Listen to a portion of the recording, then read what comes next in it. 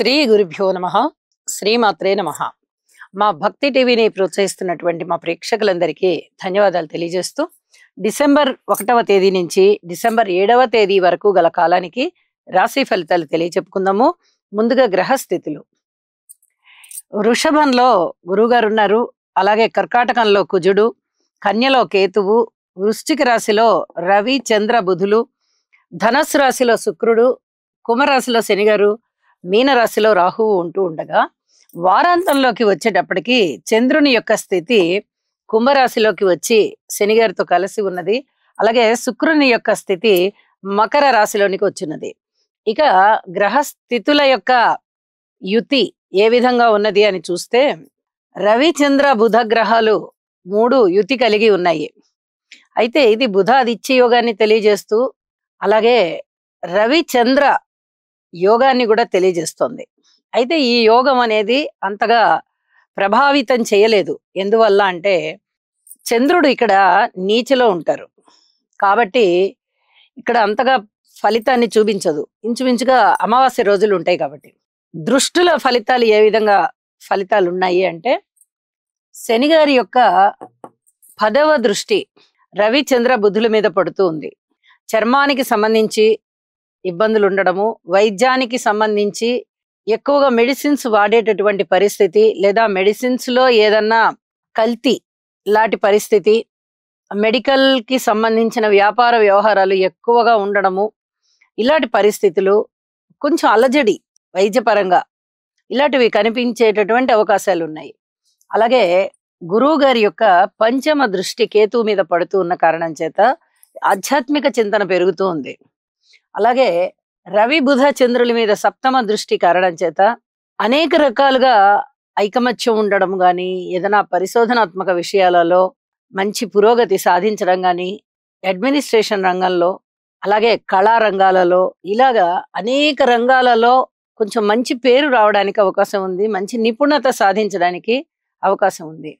కుజుని యొక్క 8వ దృష్టి శనిగారి మీద ఉంటూ ఉన్న కారణం చేత ఇక్కడ కోర్టు కేసులు, రోడ్డు ప్రమాదాలు ఇలాంటివి కనిపిస్తూ ఉన్నాయి. ఇన్ని విషయాలలోనూ జాగ్రత్త తీసుకోవాలి. ఏ రాశి వారైనా కూడా నవగ్రహ స్తోత్రాల పారాయణం చేయడం ద్వారా చాలా చాలా మనశ్శాంతి పొందుతారు అని చెప్పి తెలియజేస్తూ ఉన్నాను. ఇక వారాంతంలోకి వెళ్ళేటప్పటికి కుజుని యొక్క దృష్టి శుక్రాచార్యుల వారి మీద పడుతోంది. అయితే ఇది కులాంతర వివాహము, మతాంతర వివాహము, ప్రేమ వివాహము ఇలాంటి వాటిని తెలియజేస్తూ ఉన్నాయి. విపరీతమైన కోరికల్ని కూడా తెలియజేస్తున్నాయి. ఎక్కడ ఏది చూసినా మనసుకి ఆకర్షించింది అంటే ఇది మనం కూడా సాధించాలి అనేటటువంటి ఆలోచనతో వీరు ఉంటారు.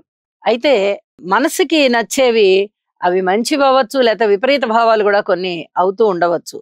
ఈ విషయంలో ఏది మంచి ఏది చెడు అని చెప్పి కొంచెం తర్కంతో ఆలోచించుకోవలసిందిగా సూచన చేస్తూ ఉన్నాను. రాసుల్లోకి వెళ్దాము. మకర రాశి.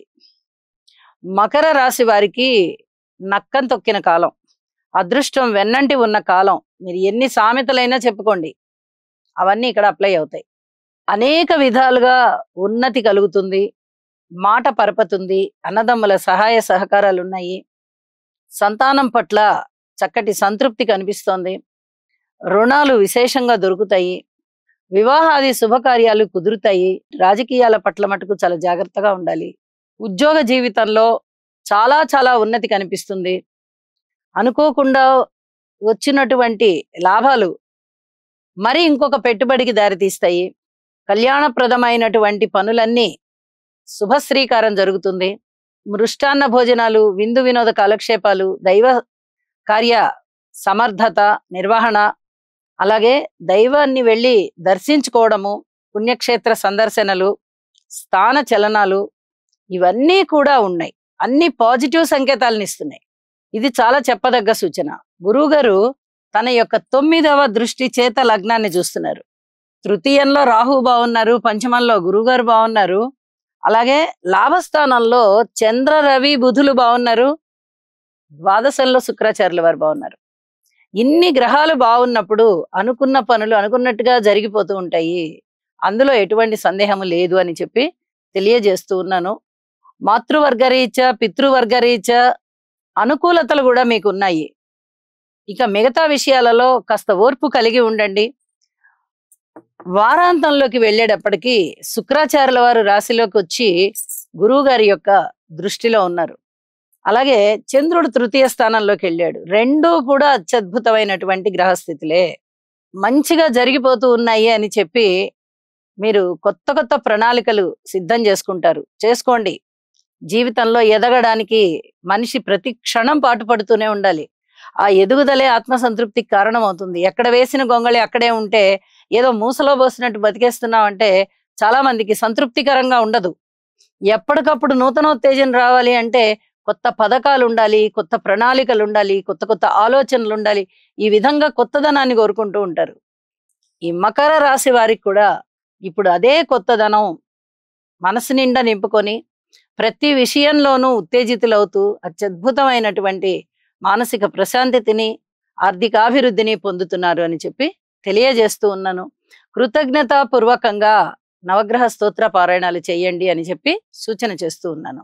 అయితే వీరికి ఈ చెరువుల వెంట, కోనేరుల వెంట, బాగా నీటి చలమల వెంట, చెరువులు, బావులు, నదులు, సముద్రాలు ఇలాంటి నీటి ప్రాంతాల విషయంలో అధిక జాగ్రత్తలు తీసుకోండి. ఎట్టి పరిస్థితుల్లోనూ అక్కడ పూర్తిగా ఎక్కువసేపు విహారాలకి గాని, ఎక్కువసేపు ప్రయాణాలకి గాని అనుకూలమైనది కాదు. ఒక సమూహంతో వెళ్ళి ఒక సమూహంతో రండి తప్ప ఒంటరిగా మటుకు వెళ్ళవద్దు. కొన్ని ఇబ్బందులు కనిపిస్తూ ఉన్న కారణం చేత సూచనని తెలియజేస్తూ ఉన్నాను, పాటించగలరు. చంద్రగ్రహ అనుకూలత కొరకు దధిశంక తుషారాభం క్షీరోదార్ణవ సముద్భవం నమామి శశినం సోమం శంభోర్మకుటభూషణం. ఓం శ్రాం శ్రీం శ్రౌం సహ చంద్రాయ నమః. చంద్రగ్రహ అనుకూలత కొరకు దధిశంక తుషారాభం క్షీరోదార్ణవ సముద్భవం నమామి శశినం సోమం శంభోర్మకుటభూషణం. ఓం శ్రాం శ్రీం శ్రౌం సహ చంద్రాయ నమః.